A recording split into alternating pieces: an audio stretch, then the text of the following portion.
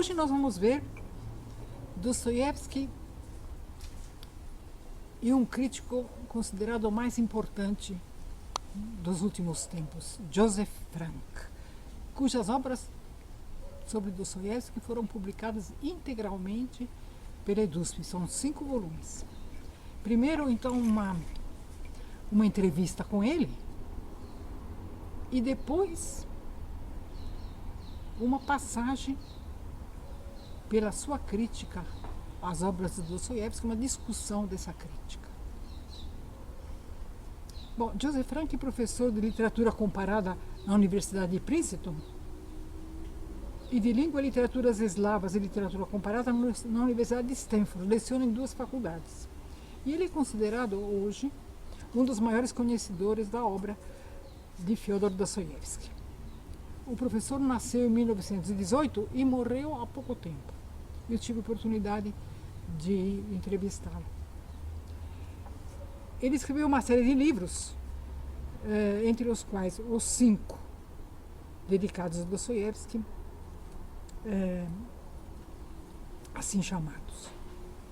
Os Anos Milagrosos, que abarca o período de 1865 a 1871, As Sementes da Revolta, de 1871, de 1821 a 1849, Os Anos da Provação, de 1850 a 1859, e então, nesses livros, ele tece toda a trajetória de Dostoiévski, coroada pelo último volume, que se chama O Manto do Profeta, que abarca então os anos de 1831 a 1881.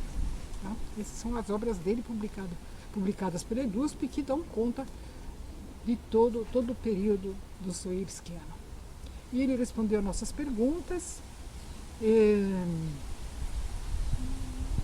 algumas delas intencionalmente intrigantes, como dirá o professor na entrevista, uma vez que as suas respostas, em certos aspectos, discutem convicções de Mikhail Bakhtin, segundo o qual, por exemplo, as ideias e as consciências das personagens de Dostoiévski são autônomas, não podendo ser levadas a um denominador ideológico comum. E discutindo ideias como as dos estudiosos que participaram do Congresso de 1972, ao qual me referi na apresentação passada, em comemoração aos 150 anos do nascimento de Dostoiévski. O congresso foi realizado no ano seguinte, pois ele morreu. Deveria ter sido realizado em 1971, mas foi realizado em 1972. E, conforme eu disse, o 200º aniversário da morte dele será realizado em 2021 ou 2022, porque ele morreu em fins de novembro do ano a ser considerado. E às vezes o congresso, em homenagem a ele, pode ser deslocado para o ano seguinte. Bom, então vamos ver como é que o Joseph Frank responde a essas questões, né? Eu vou só resumir rapidamente quais foram as questões apresentadas, além dessa de Bakhtin que eu acabei de formular, né? Primeiro, o Luigi Pareisson, que dizia na sua apresentação no encontro que a experiência fundamental e decisiva em Dostoiévski é a experiência do mal. Evel Gasperini, de acordo com o qual, em sua maturidade, Dostoiévski nunca teria acreditado na natureza transcendente de Cristo, dando roupagens cristãs e particulares a correntes mais antigas dos povos eslavos, pré-cristãs. Ou ainda Pierre Pascal, que se pergunta: o paraíso na Terra, que Dostoiévski não define, é cristão? Então, vamos ver a entrevista feita a Joseph Frank. Como o senhor sabe, seus livros sobre Dostoiévski tiveram uma recepção muito favorável no Brasil. As Sementes da Revolta, o primeiro da série, 1821-1849, teve a sua edição esgotada logo depois da publicação, aqui no Brasil. Agora, essa entrevista foi feita há um certo número de anos, né?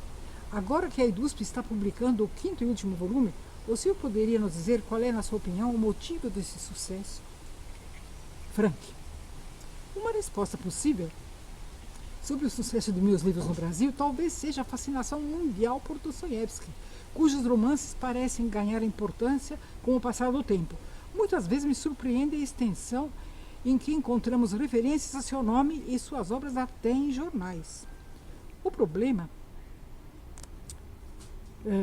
da dramatização que ele faz das questões mais candentes da humanidade, especialmente o choque entre a razão e a fé, e os dilemas morais que surgem do desejo de transformar a sociedade como um todo, emergem de seu próprio entorno, a Rússia de meados do século XIX. Mas ele tinha certeza de que eram os problemas do mundo moderno em geral, e a contínua popularidade de seus livros parece provar que ele tinha razão. Outro motivo pelo qual os leitores brasileiros poderiam se interessar especialmente por suas obras é porque elas se concentram no choque entre a cultura europeia ocidental e aquilo que Dostoiévski considerava valores originais russos, decorrentes da tradição russa nativa.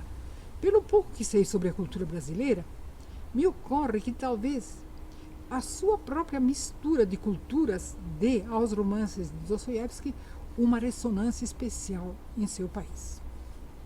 Quanto ao sucesso de meus livros, talvez seja consequência de meus esforços para situar suas obras no contexto ideológico russo a que ele reagia. Eles contêm uma boa medida da história cultural russa, que, além de seus romances, tem um grande interesse por si só para todos nós.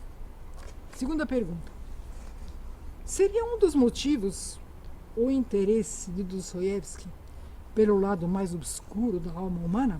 Resposta de Frank: não tenho certeza se concordo que Dostoiévski tem um interesse especial por retratar o lado obscuro da alma humana.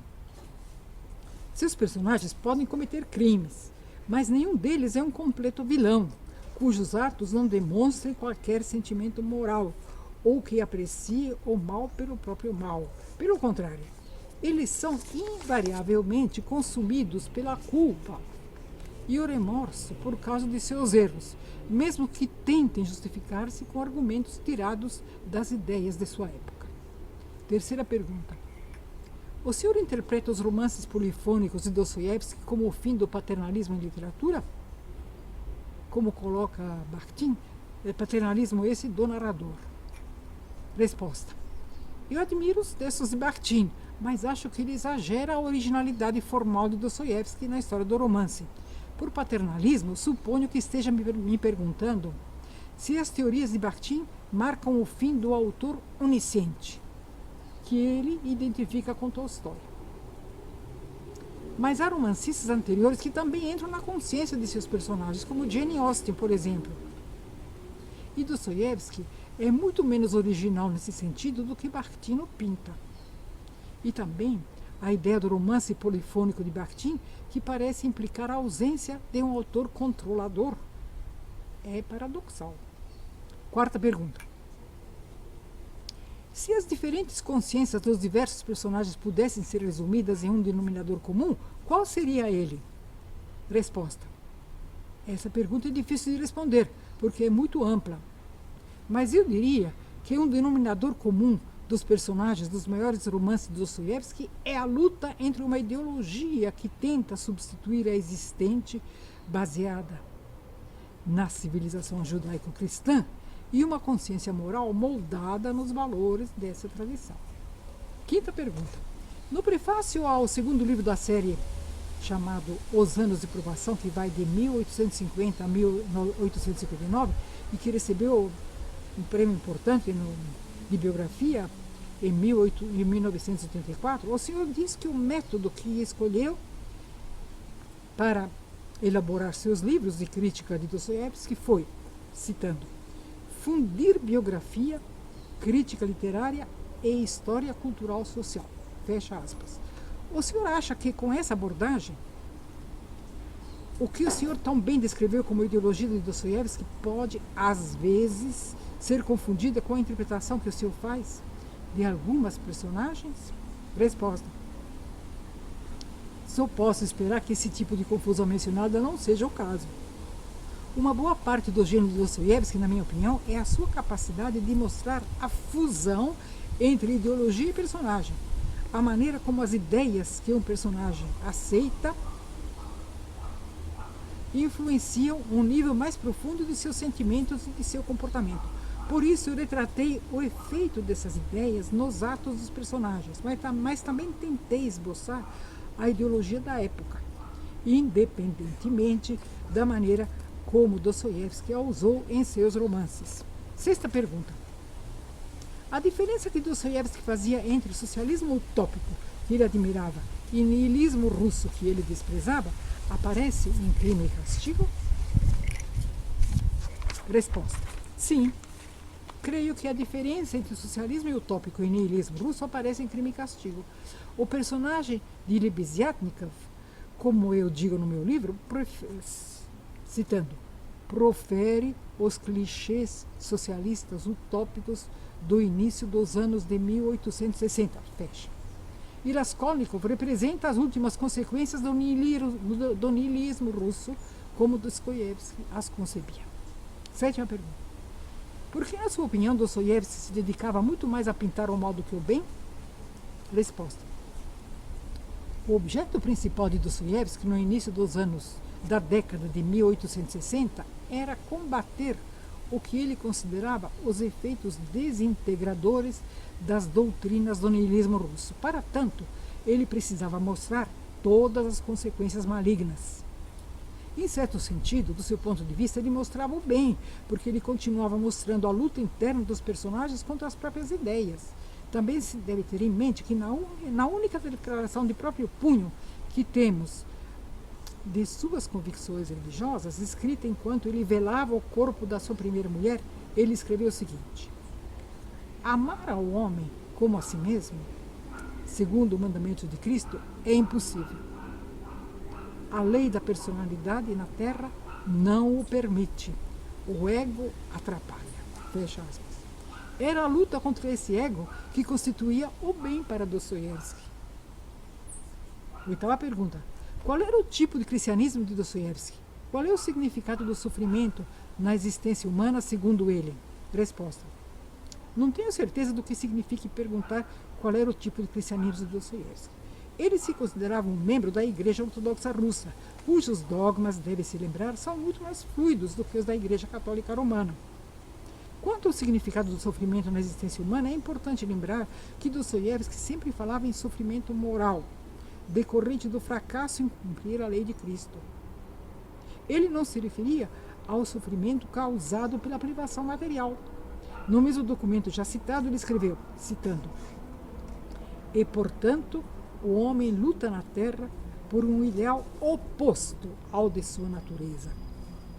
E esse ideal exige que ele sacrifique seu ego às pessoas ou a outra pessoa.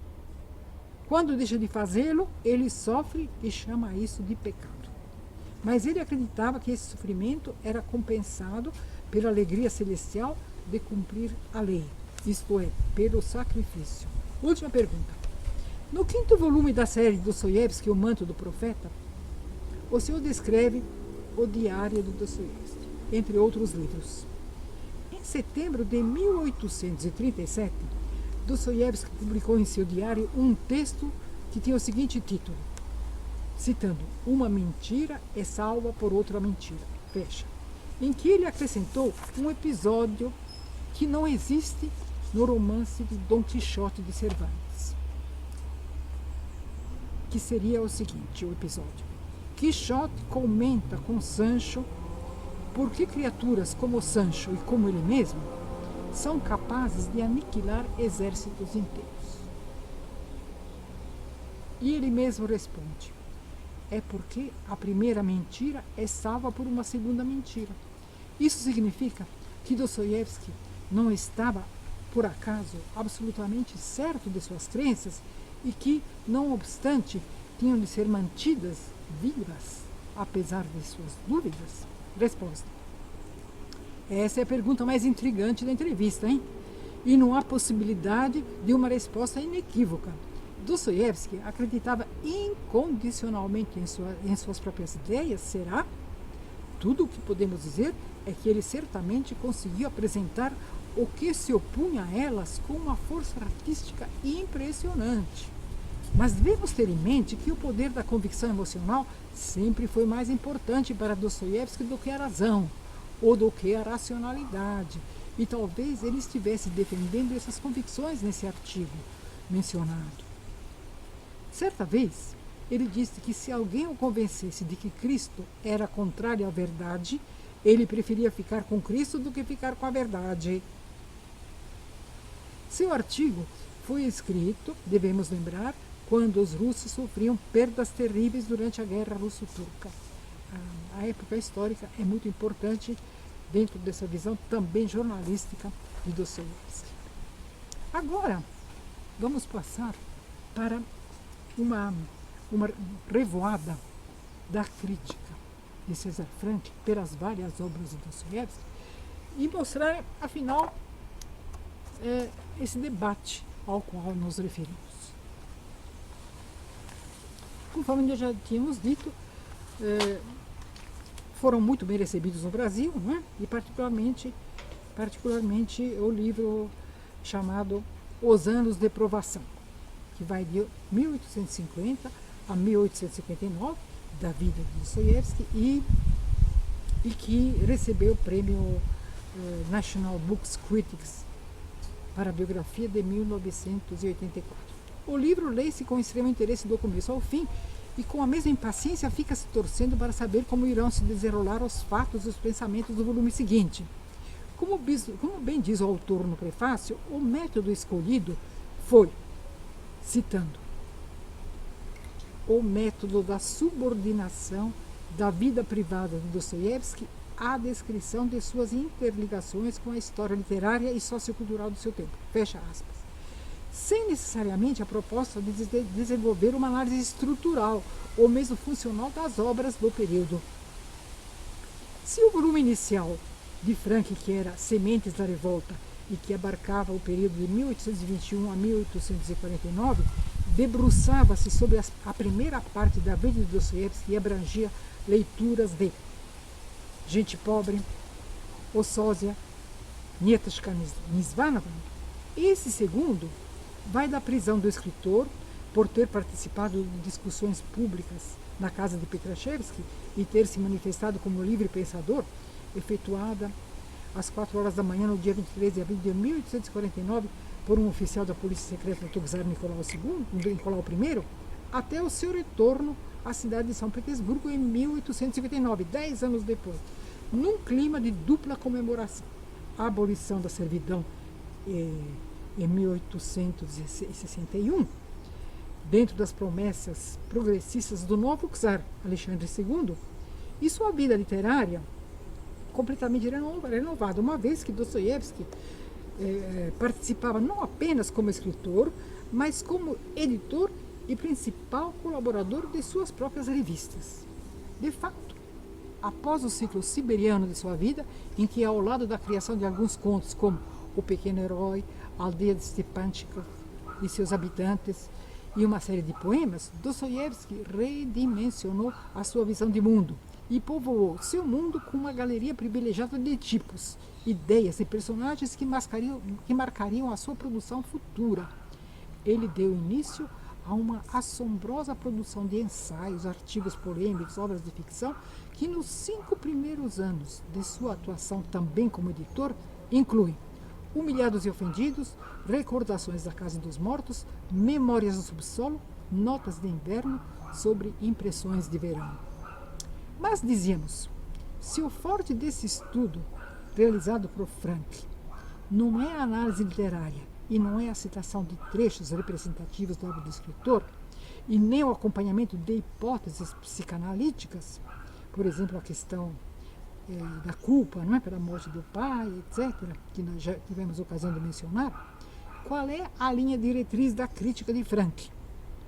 A nosso ver, Frank, seguindo em parte o caminho aberto por Leonid Grossman, do qual já falamos, ou seja, acompanhando as leituras do escritor, os fatos e os contatos principais de sua existência nesse período crucial, procura desenrolar e explicar o emaranhado de sua ideologia.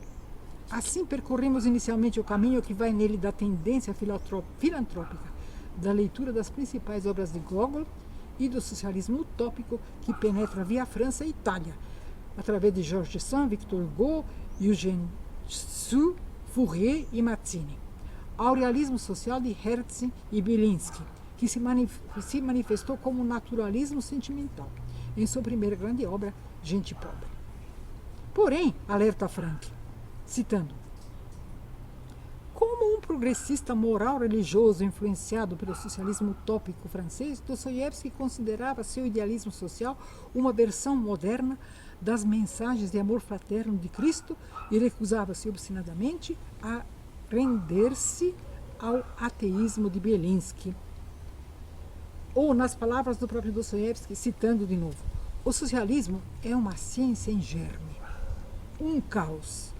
É alquimia em vez de química, é astrologia em vez de astronomia. Acredito, porém, que do atual caos surgirá alguma coisa consistente, lógica e benéfica para o bem comum. Fecha aspas. Essa crença, submetida ao terror místico do fuzilamento e ao choque da comutação da pena em extremis, se transformaria na Sibéria, segundo o autor Frank, em gratidão ao czar, em aversão aos radicais, mas jamais em traição aos princípios da integridade pessoal ou da condição humana. A condição humana, explica Frank, depende da aceitação de um código moral que preserva as fronteiras entre os seus valores e os outros, porventura fora desse código. Definição muito interessante. De qualquer maneira, Dostoiévski submeteu seu código moral às mais duras provas.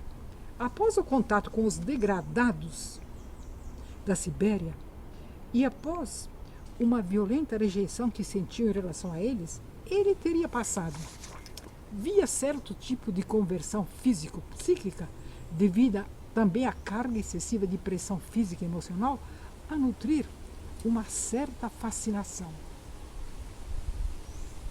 Não apenas pelo que de humano teria restado nos criminosos, conforme quer o autor Joseph Frank, mas pronunciadamente pelo desbravamento dos emaranhados e muitas vezes contraditórios mecanismos dos feitos desses condenados.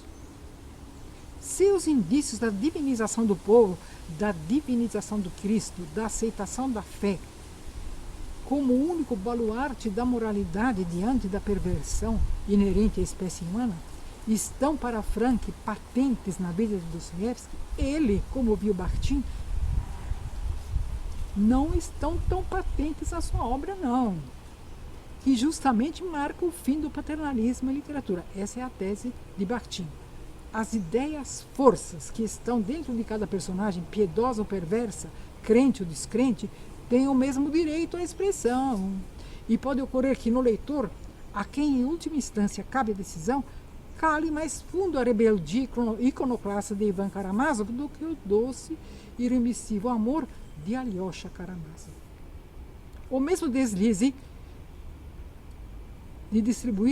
de atribuir a certas personagens de Dostoiévski traços da ideologia do escritor, Frank o perpetua em seu novo livro de 1986, que abrange o período da obra da vida de Dostoiévski, que vai de 1865 a 1831, e que tem o título Anos Milagrosos.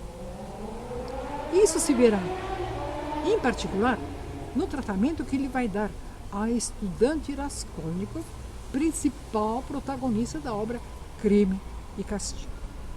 Vejamos então agora como ele trata Crime e Castigo.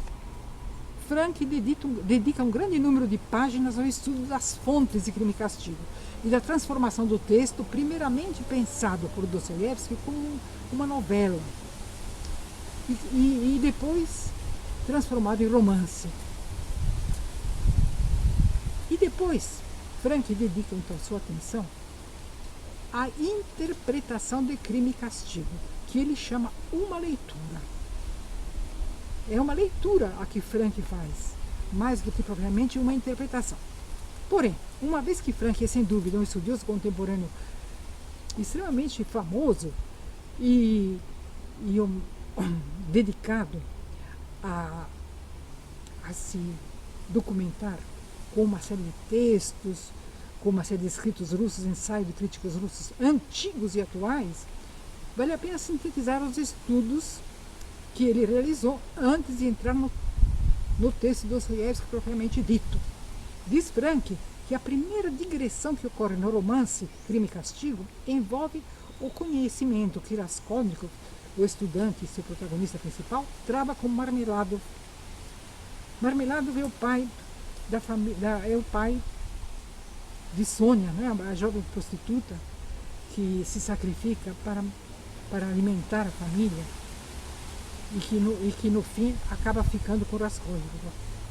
Originariamente, diz Frank, as personagens da família de Marmeladov eram destinadas a um outro romance, que receberia o nome de Os Bêbados.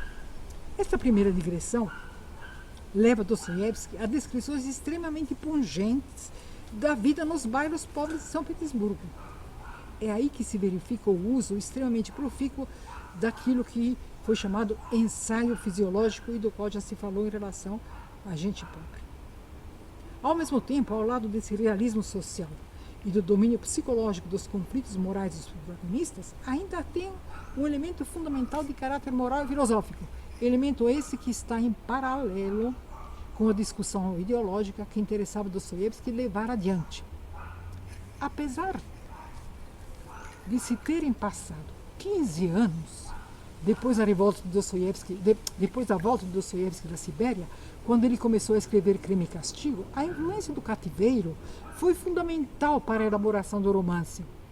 Não só porque Dostoiévski conta em seus diários que a ideia do romance teria surgido quando ele estava deitado na cama de tábuas da prisão, em dolorosos momentos de tristeza e autocrítica, quando estava na Sibéria, mas por ter escrito Recordações da Casa dos Mortos 3 anos antes de Crime e Castigo, e, portanto, estar com as lembranças dessa estada na Sibéria extremamente vivas em sua mente. Foi dessas lembranças que ele tirou elementos para a criação do novo romance. E que lembranças seriam essas? Lembranças dos tipos que ele havia conhecido, assassinos degradados, e da análise dos seus sentimentos e da sua atuação, das suas atitudes. Inclusive, curiosamente, caso de um prisioneiro chamado Insky, que fora condenado por ter assassinado o pai e que, devido à sua calma e à sua serenidade, dava a impressão de Dostoiévski de ser inocente, pois a impressão de Dostoiévski se mostrou correta quando o verdadeiro assassino confessou o crime anos depois. Obviamente, esse comportamento foi assimilado pelo escritor, que o utilizou no seu romance para caracterizar, por exemplo, o pintor de paredes Nikolai, que também é suspeito do assassinato da velha usurária, mas que, devido ao seu comportamento, o chefe de polícia não acredita em sua culpa. Outras lembranças, sem dúvida, terão sido atualizadas na composição de Crime e Castigo. A lembrança do assassínio do próprio pai, pelos servos que ultrapassaram o limite do sagrado. A leitura de famosos julgamentos penais franceses, que, conforme escreve Dostoiévski na nota introdutória ao romance, citando, são mais excitantes do que todos os possíveis romances, porque iluminam o lado obscuro da alma humana, que a arte não gosta de abordar, ou que aborda apenas de relance, de passagem. Veja. Afinal, as fontes são numerosas e em parte desconhecidas, mas o que é indiscutível é o interesse que Dostoiévski tem em expor a ideologia da facção radical que era hegemônica na década de 1860 na Rússia. Entre os jovens estudantes universitários, particularmente, há uma adesão à tentativa dos intelectuais radicais daquela década de fundamentar a ação moral no utilitarismo. O protagonista de Crime e Castigo, na obra ainda sem título, decide matar a velha usurária porque ela é má e cruel e desumana e nociva. Mas, para justificar o seu ato, não usa a repulsa moral que demonstra pelo comportamento da velha. O que ele usa? Ele convence-se a si mesmo de que a vida da usurária é inútil, substituindo assim uma reação moral instintiva por um critério utilitário. O jovem decide salvar a sua família com o assassinato dessa mulher desprezível e o saque dos seus baús. Após o que, para compensar seu crime, planeja utilizar o dinheiro da velha e devotar o resto dos seus dias a praticar ações edificantes para si e para os outros, e quem sabe para a humanidade. O fato de Dostoiévski pessoalmente considerar que uma ação moral baseada na aceitação do egoísmo utilitário pode perverter-se e transformar-se em uma apologia da pior iniquidade não pode ser transposto, porém, para o romance. É um momento delicado em que a biografia do autor e a biografia do protagonista não podem se misturar. Dostoiévski investe contra o que viria a ser chamado niilismo russo, diferente do socialismo utópico de Chernyshevsky, que influenciou a cultura russa com o seu romance O Que Fazer. O niilismo russo é uma doutrina mais rigorosa do que o egoísmo racional proposto por Chernyshevsky nesse romance. É mais rigorosa porque estimulava uma elite de indivíduos superiores ou extraordinários, nas palavras que é utilizada no romance, a passar por cima das normas morais existentes para promover os interesses da humanidade como um todo. O periódico chamado A Palavra Russa divulgou a posição nihilista e seus colaboradores passaram a ser os verdadeiros porta-vozes da corrente. Quem usou, entretanto, pela primeira vez o termo nihilismo na literatura russa foi Bazarov, o herói protagonista de Pais e Filhos, romance famosíssimo de Turgenev, livro do qual Dostoiévski gostara muito, independente das desavenças que ele possa ter tido mais tarde com o Turgenev. Logo após a publicação de Pais e Filhos, um crítico russo muito conceituado na época, chamado Pisarev, identificou o radicalismo com o nihilismo, ou seja, o desejo de tábula rasa, de destruição total. Segundo Pisarev, Bazarov era o retrato perfeito da autoimagem e evolução dos jovens radicais. Uma autoimagem cuja aceitação generalizada traria momentosas consequências para o futuro sociocultural imediato. Pois bem, foram os possíveis efeitos morais dessa metamorfose da ideologia radical que Dostoiévski retratou em Crime e Castigo. Pisarev também ressaltou um aspecto da personalidade de Bazarov que interessou particularmente a Dostoiévski. Referindo-se a ele, diz, citando, mas a sua presunção não é visível exatamente por causa de sua imensidade. Ele é tão cheio de si e, por ser tão cheio de si, mantém-se com tanta segurança em sua tão alta posição, que é quase totalmente indiferente às opiniões dos outros.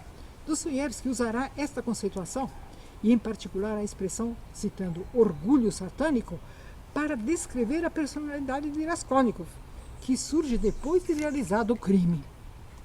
Falou-se em repercussões sociais dessa postura nihilista, porque, de fato, após a libertação dos servos por Alexandre II, os camponeses recém-emancipados foram convidados a assinar seus acordos finais com os proprietários das terras e, naturalmente, os acordos não eram favoráveis aos servos. Os jovens radicais pensavam que os camponeses se insurgiriam e, finalmente, acabariam com o czarismo. Quando nada disso aconteceu, a desilusão invadiu os jovens radicais. E, sob a influência da revista Ao Contemporâneo, eles perderam a fé na potencialidade da classe camponesa. Eles compreendiam agora que só podiam contar consigo mesmos para obter alguma justiça social para o povo infeliz e inerte. E o desprezo bazaroviano que Pisarev havia ressaltado tornou-se uma atitude social muito generalizada. Joseph Frank acha que esse quadro desesperançado teria sido movente para o matador do czar, Alexandre II, disparar o seu tipo solitário. O fato é que se Dostoiévski realmente, na opinião de Frank, baseada numa série de escritos, teria achado o niilismo extremamente nocivo para o povo russo, assim como a descrença e, obviamente, a vertente bakuniniana da destruição, opondo-se à solidariedade e ao calor desse mesmo povo russo, nada disso transparece em Crime e Castigo. E o que importa é verificar os termos do romance e os motivos pelos quais ele conserva a sua atualidade ainda hoje, depois de 2 séculos. Vejamos. Resumindo, o jovem Raskolnikov, morador do cubículo em que ele morava e que ficava bem embaixo do telhado de um alto prédio de 5 andares, inicia o livro ao cair da tarde de início de julho de calor extremo na cidade de São Petersburgo. O jovem abandonara de vez as suas atividades na escola, na universidade, e se negava a continuar estudando. Ele não temia senhoria nenhuma e deixava-se ficar matutando uma ideia que aos poucos tinha se agigantado. Ideia essa que se resume nesse axioma, citando: tudo está ao alcance do homem e ele deixa isso tudo escapar só porque ele tem medo. Fecha aspas. É importante verificar que Raskolnikov leva esse axioma do começo ao fim do livro. Ele submete seu vil devaneio como um empreendimento virtual a uma série de provas para fazer com que ele resista e para que a sua ideia possa continuar sua marcha. O vil devaneio seria de matar a usurária. As digressões que começam com o encontro de Marmeladov e continuam com o passeio de Raskolnikov pelos becos rumo ao edifício da usurária constituem uma fonte do encanto do romance, a carne com quem é preenchido o esqueleto sólido e firme. Raskolnikov sentiu medo, por isso ele titubeia, por isso ele quer crer que a ideia que o absorve é um absurdo, por isso ele tem a esperança de que aquilo não ocorre. Mas quando indícios do destino, coincidências da realidade teimam em fazer-se sentir, para que suas faculdades convirjam para o ato irreversível, ele não titubeia. Pelo contrário, ele acolhe esses indícios como um sinal da necessidade da realização da ação. Há uma série de outras histórias dentro do repertório de Dostoiévski, que vão se realizar em volta do eixo de Raskolnikov, em volta do eixo da ação de Raskolnikov. E as consequências dessa ação vão atuar quase que independentemente. Em relação às outras histórias, Raskolnikov desempenha um papel de coadjuvante, como no caso da irmã Dunya, cujo casamento planejado ele ajuda a fazer com que não se realize com o noivo, que depois é ridicularizado, mas sim se realize com um colega do Raskolnikov chamado Razumikhin, que era um rapaz decente. Em relação à família de Marmeladov, ele também é coadjuvante, quando ampara a família nos momentos mais críticos, não só em relação a Sonia Marmeladov, que é a reciprocidade que não ocorre com ninguém mais em nenhuma outra instância. Sonia é escolhida por Raskolnikov por ter se degradado para sustentar a sua família. Degradação essa que é comparada por ele ao pior dos sofrimentos. Ele encontra a semelhança entre o sofrimento dela e o sofrimento que ela encontra nele, que também se degradou pela ideia do bem da humanidade, um bem maior que o bem da família, uma instância superior e mais vasta. Só 2 pecadores aos olhos do mundo e sofredores em causa própria teriam semelhanças entre si. Então Sonia acompanha Raskolnikov à Sibéria, onde ele tem um comportamento arrogante, jamais abrindo mão de seu axioma, mas reconhecendo o fracasso de sua ação como função do medo que ele teria passado a sentir depois do acontecido. Citando: eu não fui capaz de aguentar as consequências, eu fui um patife, um covarde. Se minha ação não deu certo, foi devido ao fato de eu ser um covarde. O que significa ser um patife? O que significa ser um covarde? Primeiro, não ter tido a capacidade de manter-me indiferente frente às consequências do meu ato. A indiferença teria permitido que ele não fosse sequer suspeito do acontecido, uma vez que uma série de coincidências surgiram fazendo com que pudesse ser atribuída a culpa a outra pessoa, havendo inclusive uma dessas pessoas, Nicolai, não é? Já mencionado, o pintor Nicolai, que chega a confessar o crime que não havia cometido. O fato do delegado de polícia não ter acreditado na confissão de Nicolai se deve, em grande parte, às provocações do próprio Raskolnikov, o qual, sempre por medo, por covardia, ter feito com que